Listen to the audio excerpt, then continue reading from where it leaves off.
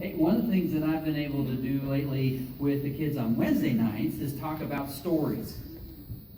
We're trying to learn how to tell stories from the Bible, just off the top of our head. And we the kids and I worked out on Wednesday night, this last night, some things you got to have to be able to tell a story. To be able to tell a story, there has to be a beginning. And there has to be an ending to be able to tell a story. And we decided there has to be a middle part, but we weren't really sure what the middle part is necessarily, but we think there has to be a middle part. One of the kids wisely said, there has to be a problem and a solution to tell the story. And usually another thing that's in there is a lesson. That's pretty good. If you have those things, if you know those things about a story, well, then you can tell a story. If you don't have those things, then you really don't have a story. You have Tom and Jerry. That was one of these came up. Is Tom and Jerry a story? What's the problem and the solution? I'm not really sure there's a beginning and end. We're not really sure about Tom and Jerry yet, but if you really want a real story, you got to have those things. And one of the things I get to do that I enjoy very, very, very, very much is getting to be near people when their baptism story is told. And I was really fun for me to figure out that with every baptism story, there's a beginning. There is an ending. The ending's already been taken care of. The ending is when we are with Jesus one day, reunited forever and ever. There's a middle part. There's been a problem, and that's our sin. And Jesus is the solution. There's definitely a lot of lessons along the way, too. Well, Eric has a baptism story. Come on up, Eric.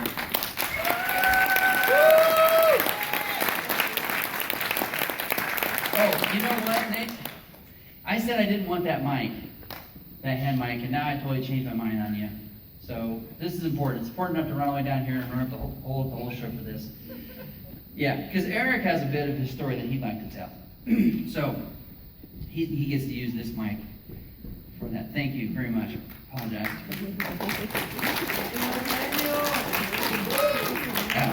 I think it's on. Well, just don't drop that or I get in big trouble. Yeah. Hello. Hi, I'm Eric, and I'm 12 years old. The beginning of the story is when Pastor Saeed got in prison, I got worried. He was in prison for a long time, and Dad started getting ill, so I started getting less faith. And then it got worse and worse and worse. And then when Pastor Saeed got out of it, I started getting faith in him.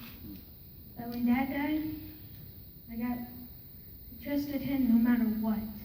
Amen.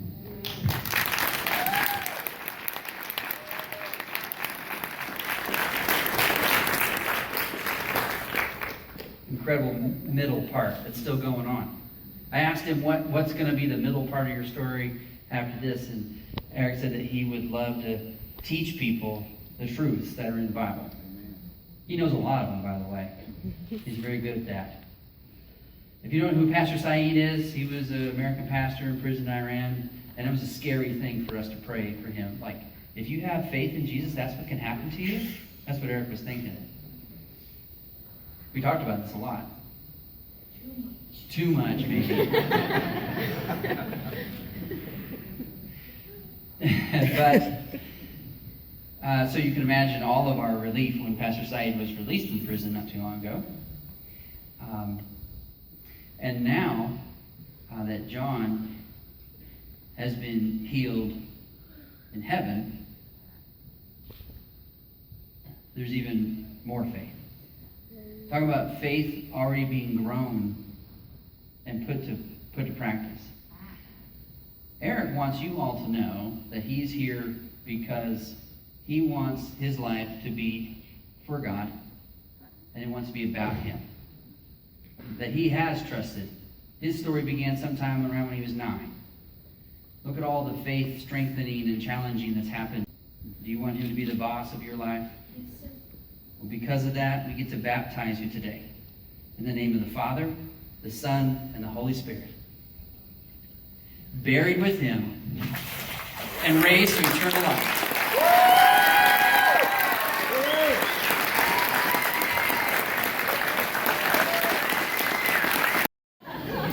Okay, go shoot him.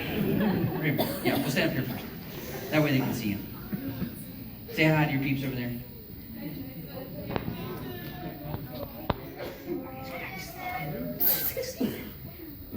You might get splashed.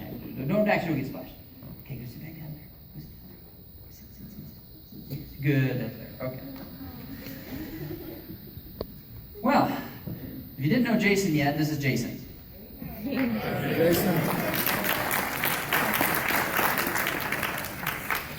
And Jason also has a story. Jason's story started a while back because I was trying to explain, I couldn't really explain to folks. You just sit. That's like, on the floor. Thanks, Cheryl. There's a little more instruction necessary. Okay, so backstory. I couldn't really explain backstory to everybody. What backstory is all about. In a story, backstory is what happens before the story. But we're going to add that later. But Jason has backstory because. Do you know backstory? Not story about your back. Backstory is when, spiritually speaking, is when parents live out the life of faith in Jesus Christ in front of their kids. That's backstory to me. Jason's got lots of backstory. Even before diagnosis of ALS. Now, we all know some of the story here, but the important thing is that the truth is being shared with Jason in many, many different ways. And it started to just take root. And came to a culmination point where we decided the start of the story, his spiritual story, was last fall. Listening to a song on the radio in the car. I don't know, everybody pray when you get in the car with your kids because that's a pretty spiritual time. I don't know what it is, but it just happens, and it happened for Jason one day. He listened to a song and talking about laying your life down. And obviously, they'd already talked about laying one's life down at home with your dad. Heather got to explain the song was more than just laying your life down. Like a physical life was also laying everything, all you got to Jesus, giving your life to him. And Jason wanted to do that. And they did that. They went home and he gave his life to Jesus.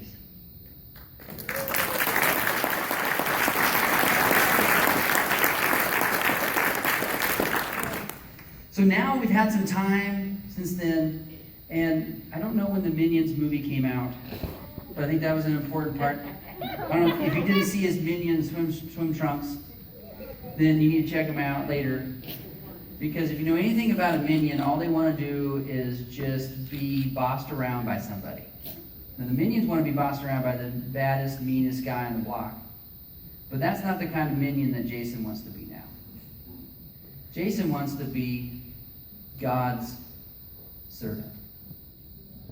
Jason wants to be God's minion. Saved him from the punishment for his sins. Is that right, Jason? And you know for sure that he's your boss.